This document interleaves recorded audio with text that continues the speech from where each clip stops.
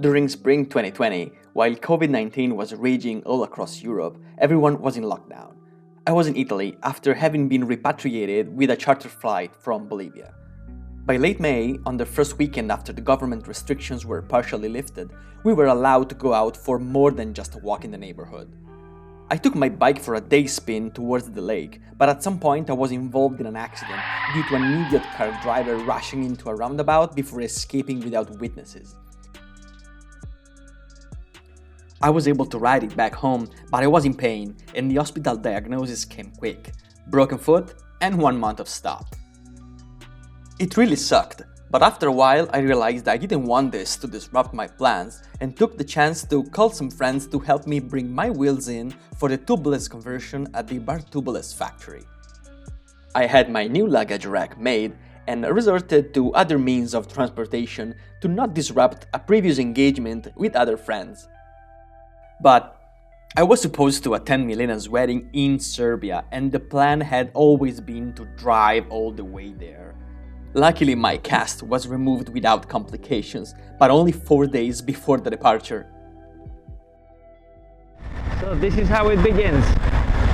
Getting ready to leave my hometown for the moment and step into the motorway for this first long stretch to Gorizia, which is close to the Slovenian border.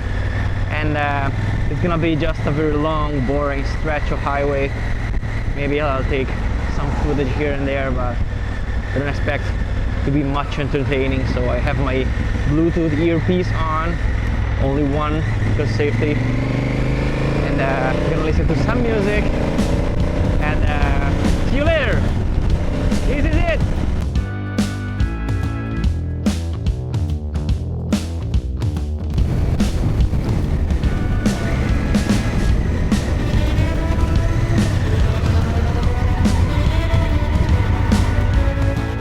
I was finally able to stop at petrol station, but I need food first, then my bike's gonna take some fuel. So, see you after lunch.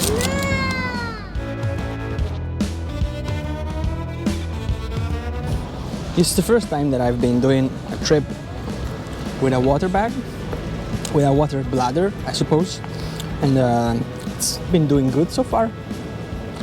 After the first sip, where filtering the water in the hose, that it's been warm, but when it comes straight from the bag, it's still quite fresh.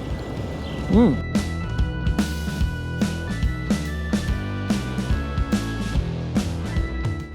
there you go. Finally, we approach the end of this very long and super boring motorway stretch.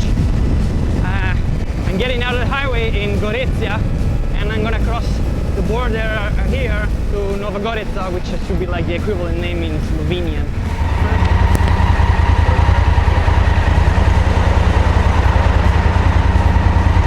30 fucking euro. Since I made it, and I can be on my way.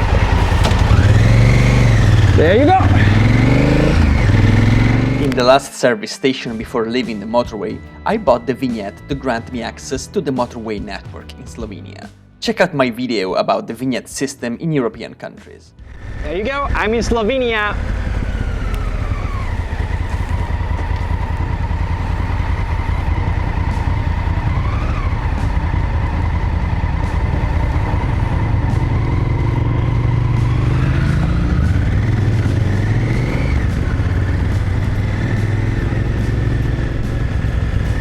Fellow biker of a KTM, sweet bike.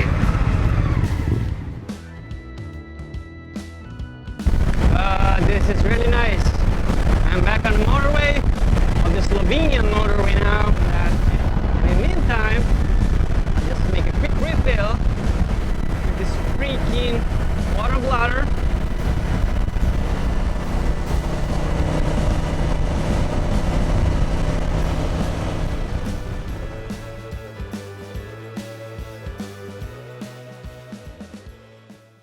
Look up there. I think I'm going up there. It's motorway, but climbing up the mountains and the air feels much fresher now. It's really sweet. There you go.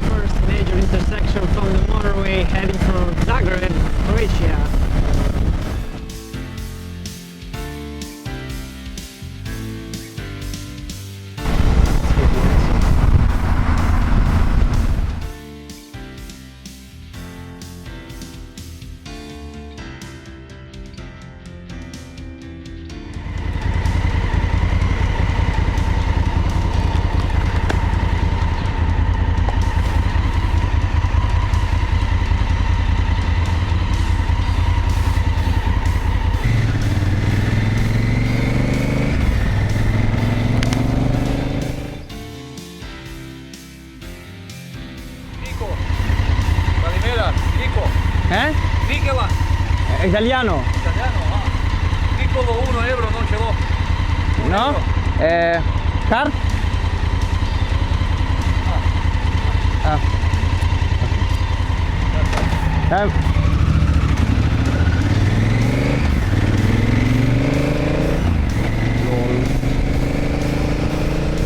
What the fuck you were saying? After leaving the Croatian motorway, I rode deeper into the countryside before stopping for the night. 8 p.m. The next day, I would drive right up at the Serbian border.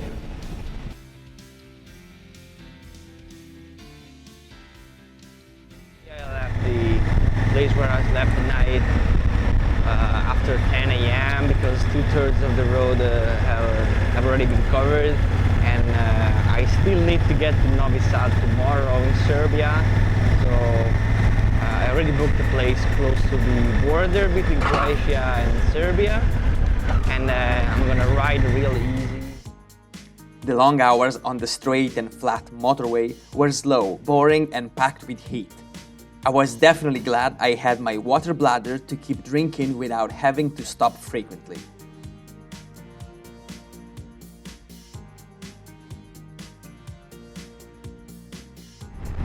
It's 10 kilometers from my final destination from the day, apparently. I got a full tank of petrol for tomorrow. I got food, I got full water bladder of replenish the water. I got beer for later.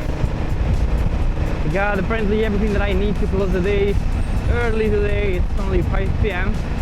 If you think that I rode until almost 8 yesterday, it's quite a difference, but I wanted to spend the night still in Croatia and deal with immigration in Serbia tomorrow, first thing in the morning.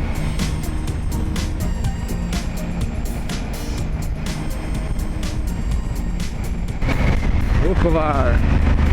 This is the town where I'm spending the night. See what's going on here. There's a pub, maybe for later.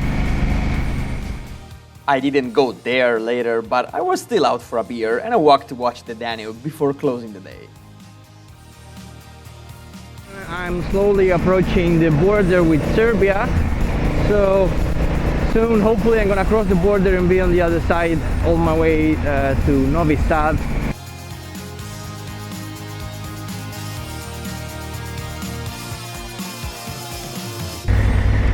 Oh, look at that. Yeah. That's made of straw. It's beautiful. Zooming out on my sat-nav here tells me that should be approaching and passing through the town of Ilok, and then on the other side of it is supposed to be the crossing. Bridge over the Danube River.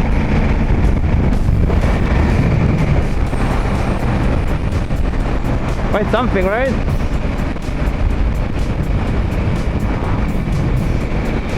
I've reached the country border between Croatia and Serbia. I'm gonna get ready for passport control now.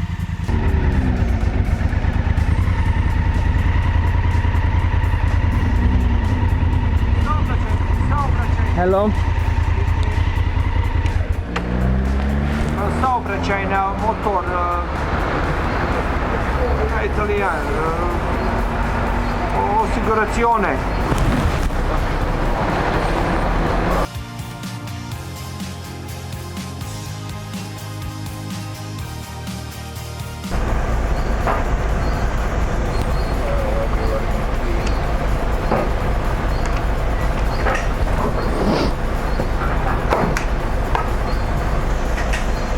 Hvala.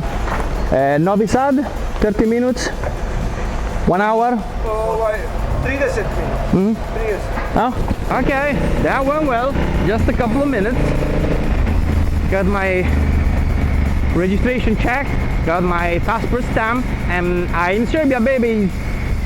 I still need to wrap my head around the conversion rates between euro and Croatian kunas. And now I have to reset all of it because now I need to reason in terms of Serbian dinars, and I seem to remember that 100 something dinar it's €1, and it makes sense because I see the gas prices around 130, so it should be like €1 something per liter, which totally makes sense. And I'll check later with the conversion rate. I covered the remaining bit and reached Milena's house in Novi Sad, where I had to improvise a COVID-compliant meet and greet after months without hanging out in person. Preparing a little joke for being able to social distance and being able to hug a friend that I haven't seen in months now. We've been joking about this over text, and she's not expecting this at all. Come here!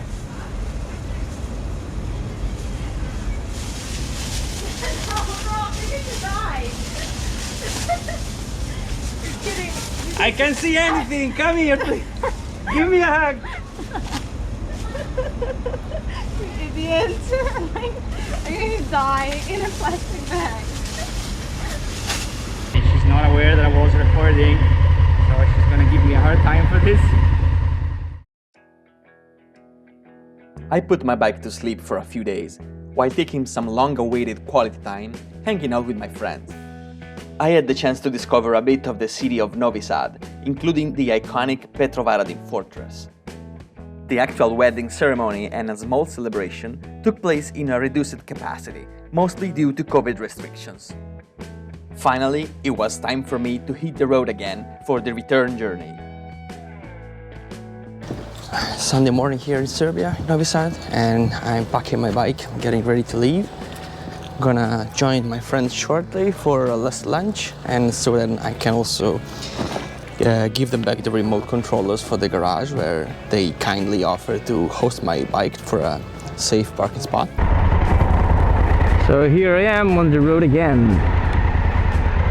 I left the apartment where I was staying here in Novi Sad, and I'm gonna slowly get out of the city with Milena in the restaurant. I'm supposed to be crossing the Danube River over a bridge at some point, so since I'm gonna travel directly after the restaurant and I'm gonna be on the other side of the Danube, I'm not gonna take the same route that I took coming here in the first place, and hopefully I'm gonna cross the border in a different place than I did a couple of days ago.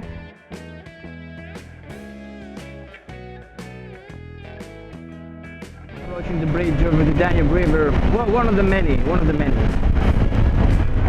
As I learned yesterday, I've been told that there's the remains of a bridge that had been destroyed during the bombings, or in the 99 bombings from the NATO when it was war. It was a pity, but they didn't rebuild any other bridge on the same foundation. They just built another one. There you go. Finally got out of the city. There's a bit of traffic after the bridge and the tunnel. Yeah, the Fruška Gora National Park was the place where we had dinner last night.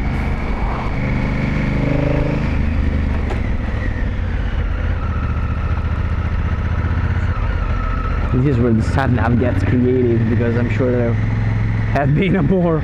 Oh, fuck, a cat! I'm so glad I didn't hit him.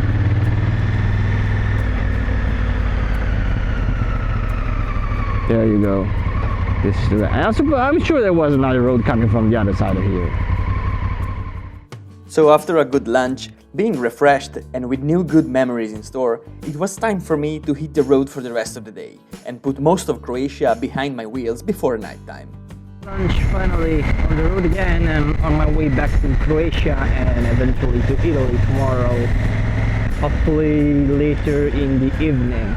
And as I told you before, since I'm already on the other side of the Danube, I have decided to, since it's very hot because it's 3 p.m. and I'm melting, I have decided to start my trip now towards the Croatian border, heading towards the town of Ruma, driving across the Fruška Gora National Park.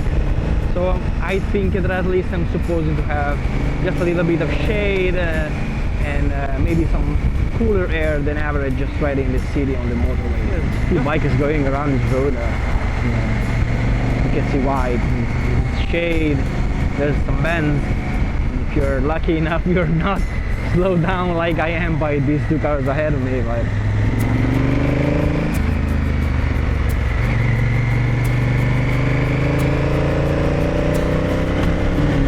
my god, this is such a nice road. Oh, there are so many cars.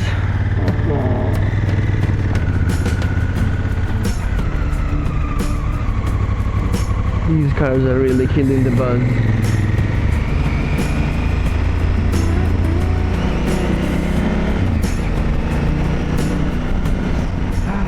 The air is so fresh here. So nice. Getting out of Fruška Gora, I quickly reached the border with Croatia.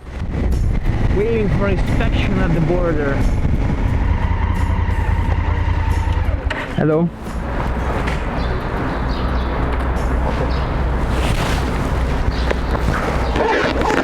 Hvala, do widzenia. And I'm back to Croatia. To be honest, nothing interesting happened during the long motorway stretch across Croatia, only stopping for petrol and water when needed. So after spending the night in Zagreb, the next day I was homebound. I'm on the motorway towards Rijeka, as I was thinking yesterday to head towards the Eastern Peninsula and then head back to Italy towards Trieste.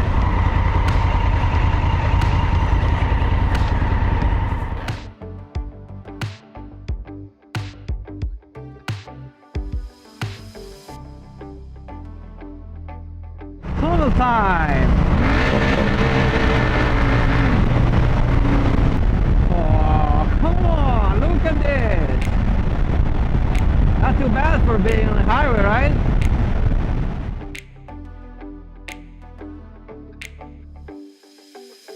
And the border between Croatia and Slovenia again. And I'm in Slovenia again. And it's only 40 kilometers to the border to Italy. It's taking forever to do this, to cover these last 40 kilometers rather than the first 150 from Zagreb to Rijeka. Back in my country. Look at that! Mountainside above Trieste. A few hours later I was home, with new good memories and with the resolution to visit the Balkans again with my tent this time, for a proper adventure in the back roads. Hey, why don't you leave some tips for a future journey to the Balkans in the comments? Don't forget to subscribe to the channel. Živjeli!